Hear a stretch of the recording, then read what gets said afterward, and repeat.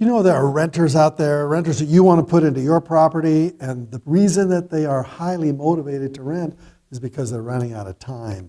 So let's talk about how you can attract that type of renter into your property so that your property stays fully rented for as long as you want.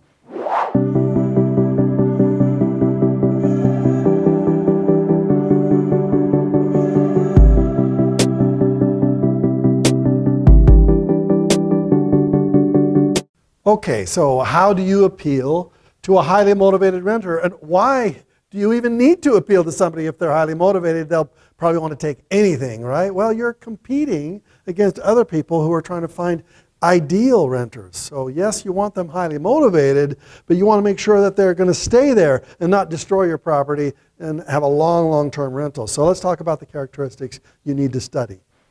If you've never heard of that term, highly motivated renter, well, a highly motivated renter is a person with a need to rent immediately. Maybe they just started a brand new job and they need a place to live in a new city.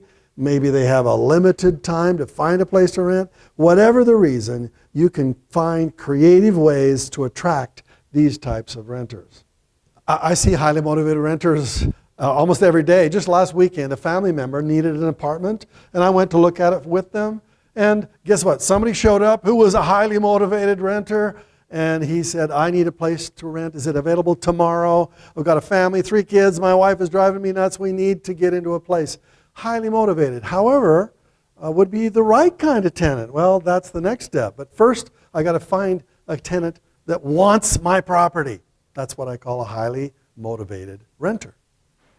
So the first point is, who's your main demographic? Who are you marketing your property to? A single family, a group of students, a person with a physical disability. Age and income are factors that affect the kind of renter you will attract. Tastes and preferences shape the way you should market your rental. Who do you want to rent to? If you want to rent to single students, they are very transient.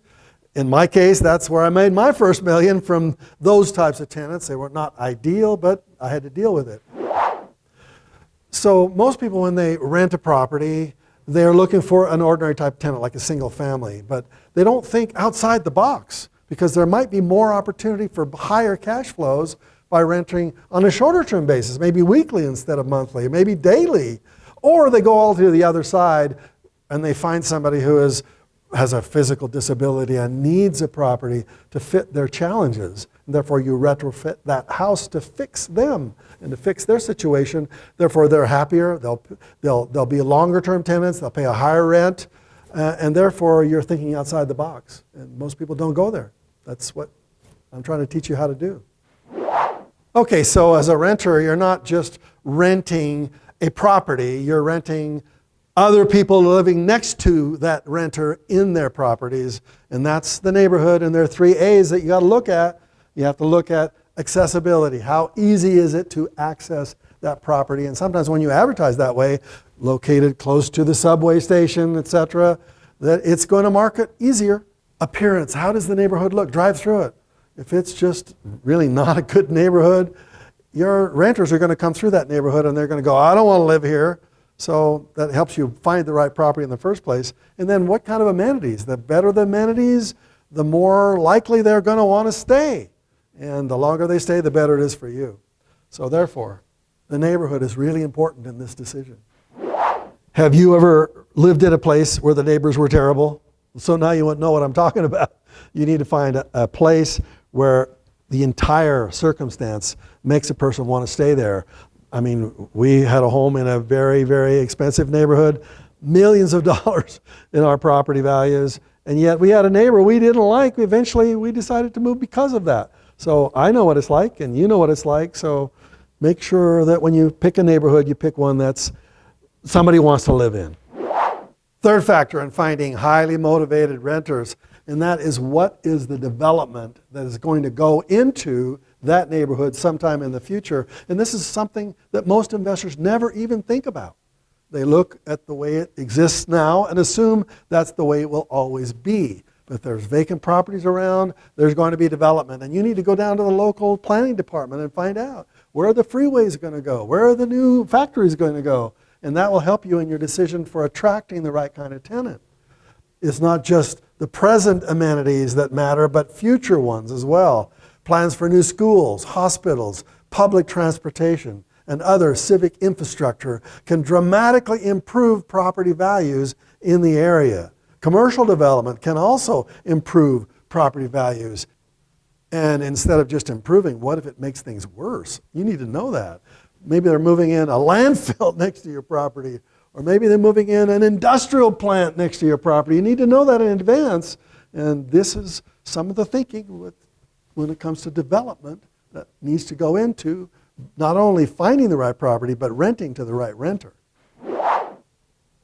So in our very expensive neighborhood, one of our neighbors wanted to take a vacant lot and build a massive property, a monstrosity. We would have hated it, and it would have lowered our values, so we fought it and we stopped it. I heard of somebody else who found out that their property was going to be built right next door to where a train track was going to go sometime in the future. They're fighting it right now. Bottom line is, you need to know what the development is going to happen. And if you don't know that, it's going to either hurt you or cause you some challenges down the road.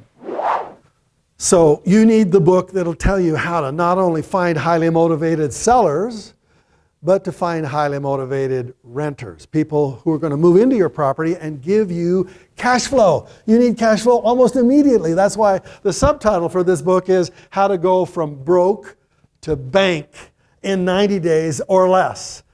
Read this book and it will change the way you look at real estate. Click on the link down below, get a copy of The Challenge, and you'll love it. It'll show you the principles that you need to learn to create some wealth in your life.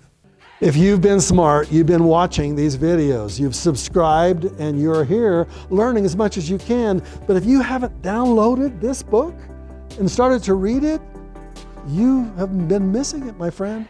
So click on the link, download this book, read it, and get started.